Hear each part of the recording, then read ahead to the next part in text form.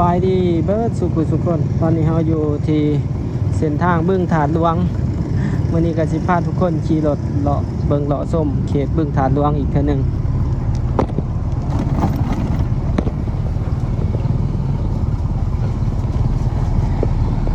เขาก็ขี่ตามขอบฟุตบาทเส้นทางเนาะทุกคน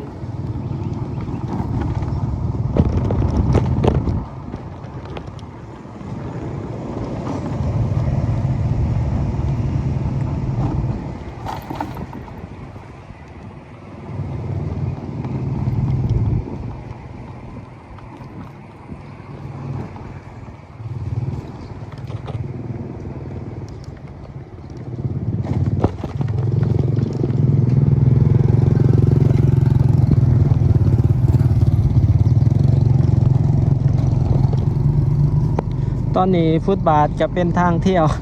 ของรถจักรเนาะตอนนี้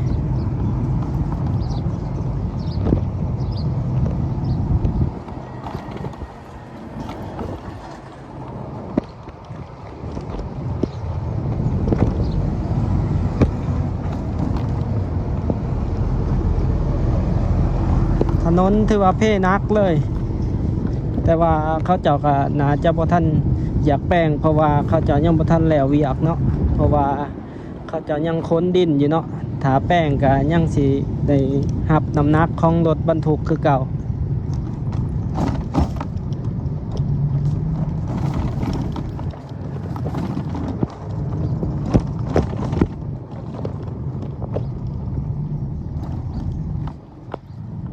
เดี๋ยวเราสิพาทุกคนไปทางด่านขวามือนี่เนาะเดี๋ยวเอาไปเบิ่งกันทุกคนเขตที่ว่าเขาจะเอาค้นดินเขาไปเนาะไปเบิ่งกันว่ามันเป็นโครงการหยังเนาะไปเบิ่งกันว่าปัจจุบันเป็นแนวใด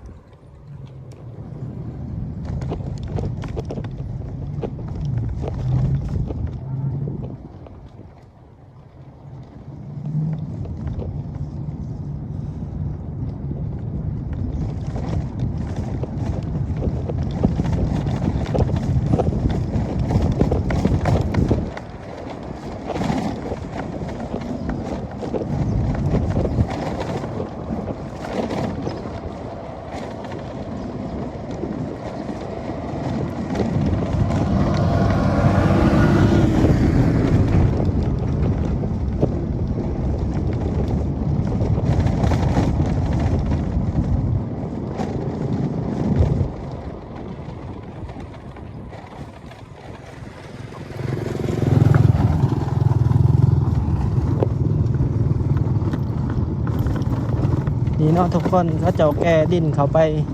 ทางขวามือนี่เนาะเดี๋ยวเขาไปเบิ่งทุกคนว่าทางนี้เขาจะเป็นโครงการหยังเนาะ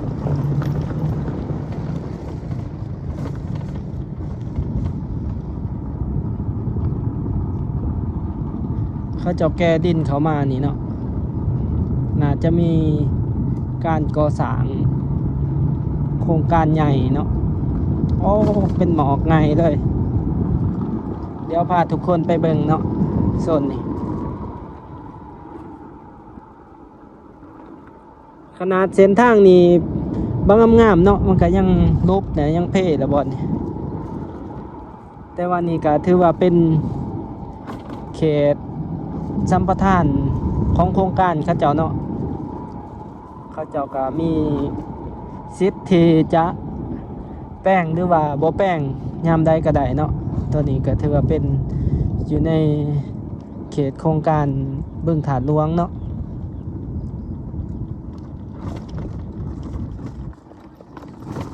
เดี๋ยวมาเบิ่งวิวทิวทัศน์กันอยู่นี่ทุกคน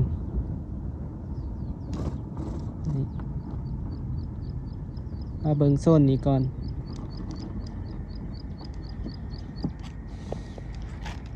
เนาะทางนั้นตึกคอนโดอพาร์ตเมนต์ที่มีการเปิดให้จองแล้วก็มีการเขาอยู่บางส่วนเนาะ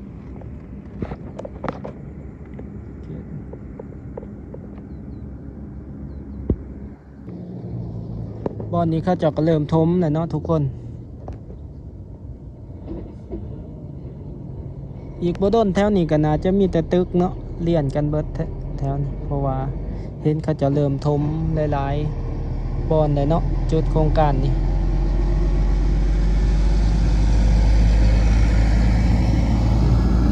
ที่ว่า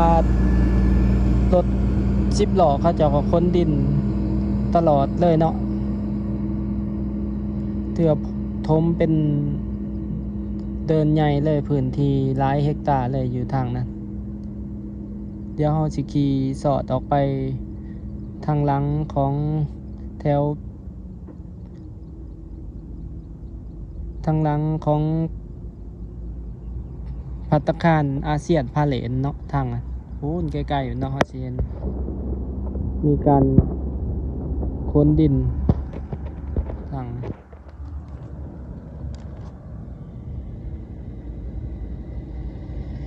บรรยากาศยามแรงเนาะทุกคนอยู่ที่บึงถาดหลวงตอนนี้เวลา6 โมงปลาย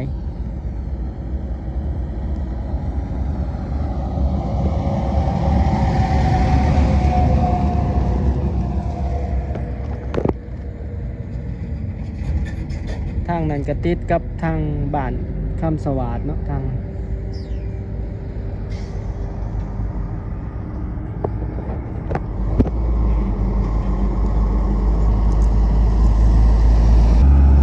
มีรถ10 ล้อแล่นออกแล่นเขาเลยเนาะ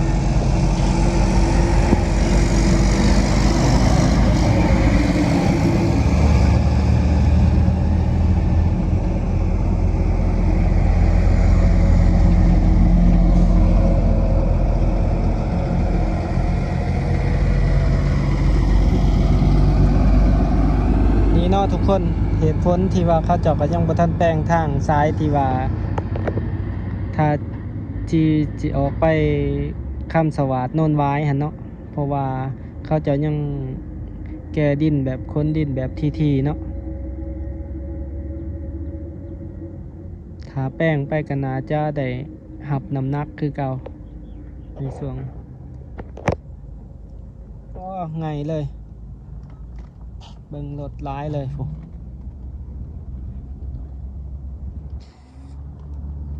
คุณเนาะทางโซนด่านนั้นก็เขาเจาะกระทมแล้วเนาะ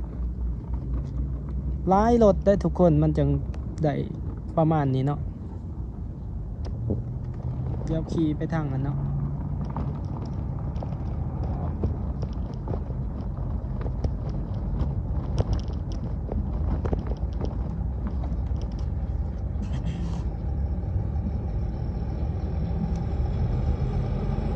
เบิ่งด่านนั้นเนาะ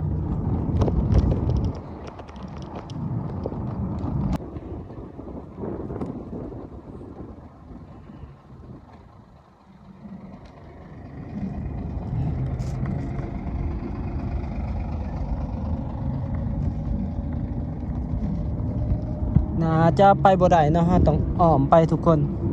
เดี๋ยวสิอ้อมไปทางนั้นเนาะเพราะว่าย่านไปสนกับรถที่ว่าเขาเจ้าเฮ็ดเวียกอยู่เนาะเดี๋ยวเขาจะสิหาย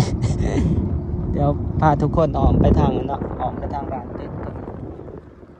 ทางนี้ก็รถแล่นออกแล่นเขาเลยเดี๋ยวไปเบิ่งทางกันเนาะทุกคน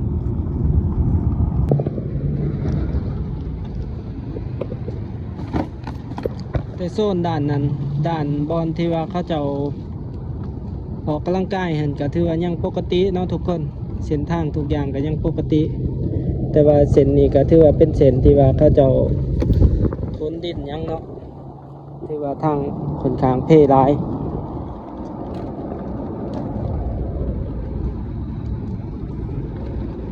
เดี๋ยวอ้อมไปทางคุณเนาะ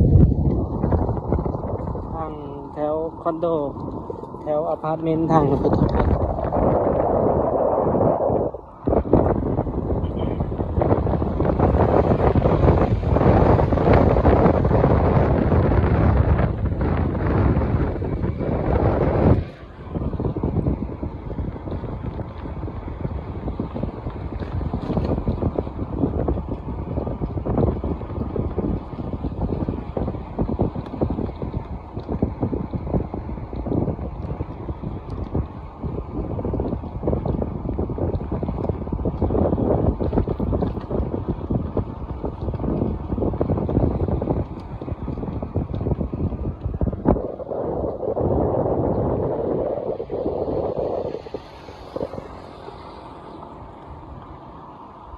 เป็นบรรยากาศยามแรงเนาะ6 โมงปลายตอนนี้ทุกคน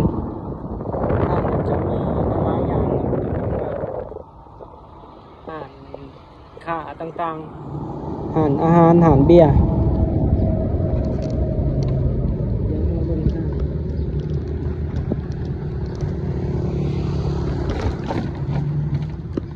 เดี๋ยวเขาไปทางนี้เนาะทุกคน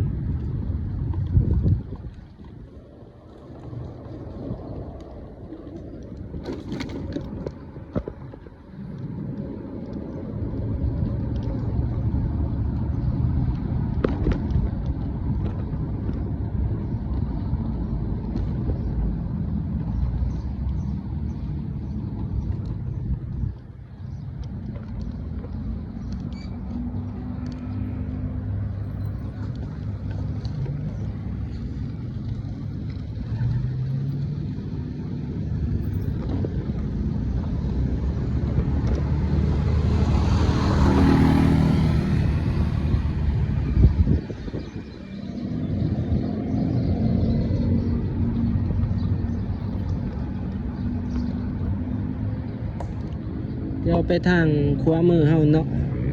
ทางนั้นก็เป็นโครงการเนาะการก่อสร้างไปทางด้านหลังของไอเทค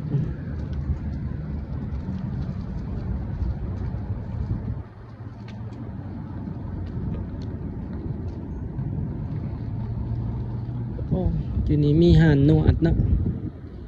มีห่านนวดมีห้องแฮม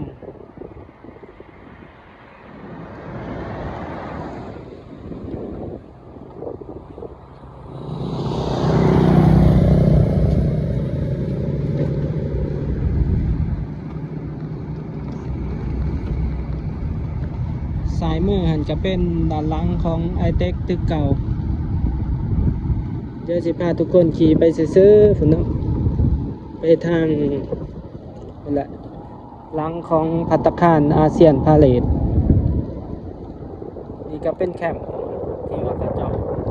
คนงานก่อสร้างเนาะก็มีคนเขามาขายเครื่อง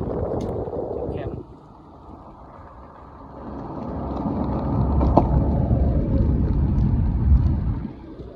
ทุกคนเห็นบอกเขาจะทมดินเนาะทมดินบักได้หลาย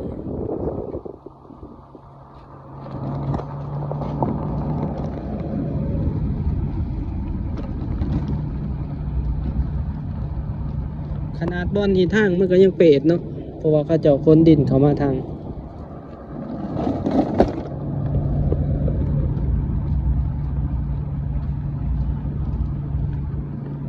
แต่ว่าก็เป็นอยู่ในเขตโครงการ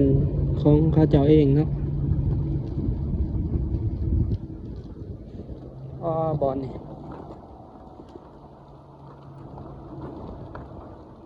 ทุกคนบอนนี่แต่ก่อนดินมันแบบรูปๆได้บอนนี่เขาจะทมขึ้นบอนนี่ลายหลานเม็ดก่อนเลยได้น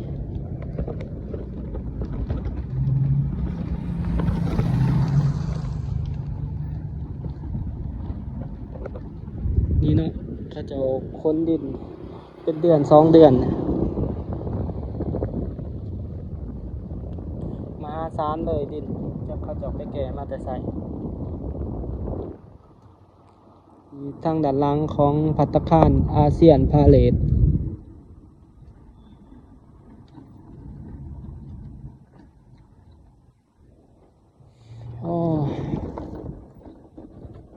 บ่ฮู้ว่าจะเป็นโครงการหยังเนาะทุกคนแต่ว่าน่าจะเป็นโครงการใหญ่เติบเนาะการขนดินมาหลายขนาดนี้ลงทุนหลายขนาดนี้เนาะมื้อนี้ก็พาทุกคนได้มาเบิ่งเนาะโซนนี้ก็บ่ค่อยได้ไปไสไกลหลายทุกคนก็วนเวียนอยู่ในนครหลวงเนาะอาจจะได้เห็นบ่อนหันบ่อนนี้ อยู่ในตัวเมืองนี่แหละเนาะวนไปวนมาพาทุกคนมาเบิ่งไกลๆเนาะเขตไกลๆบ่อนเฮาอยู่ทางนั้นก็เป็นไอเทคทุกคนด้านหลังของภัตตาคารใหญ่อาเซียนพาเลทเนาะ นี่ก็เป็นโครงการบึงถาดหลวง การถมดิน